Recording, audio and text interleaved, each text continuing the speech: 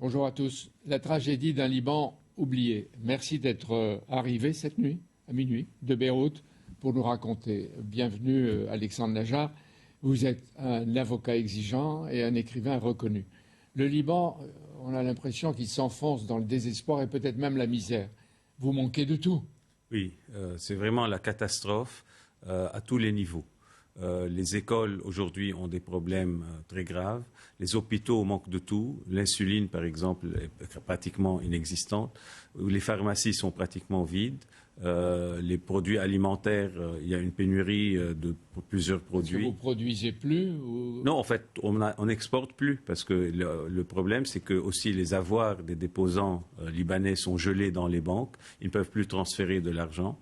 Donc l'électricité, c'est une calamité, une catastrophe. C'est-à-dire vous vivez dans le noir pratiquement. Ah oui, alors que c'est un pays grand comme la Gironde, on n'est pas fichu d'assurer l'électricité à la population. J'ai vu que vous éclairez quelquefois la nuit avec la lumière des portables. Ah oui, bien sûr. Et surtout en été, les gens dormaient sur les toits, au balcon, parce qu'ils n'avaient pas de climatisation.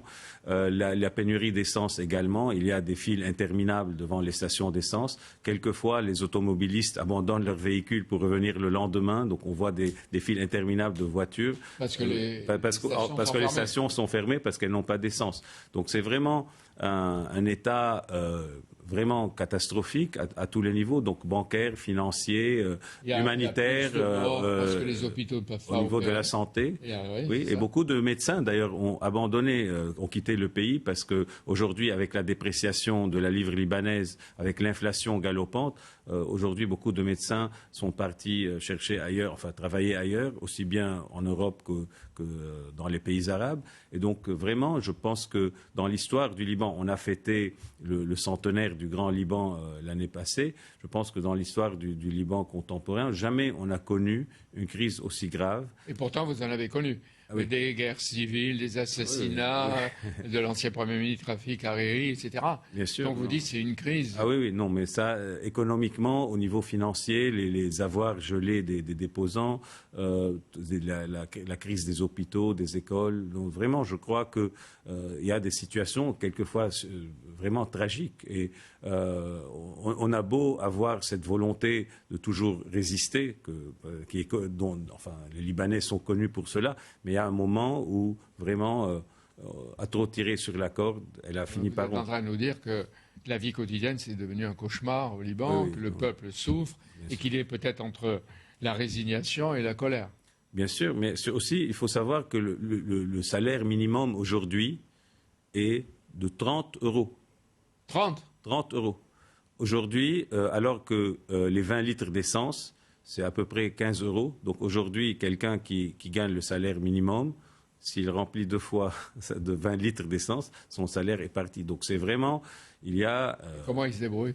Voilà, c'est ça. C'est une crise vraiment tragique. Maintenant, le Libanais a toujours cet orgueil, cette volonté de résister, mais il faut se rendre à l'évidence. On est aujourd'hui dans une des phases, les pires phases de l'histoire du pays. Alexandre, vous dites que vous manquez de médicaments. J'ai vu que la Fondation Sanofi a envoyé directement aux hôpitaux, pas au gouvernement, parce que aux hôpitaux, des médicaments pour les enfants cancéreux. Tout à fait. Et est-ce que vous avez eu des vaccins? Quelques, oui. Enfin, il y a eu aussi des vaccins, mais aujourd'hui, ce qui manque, par exemple, à part l'insuline, aussi le lait pour enfants.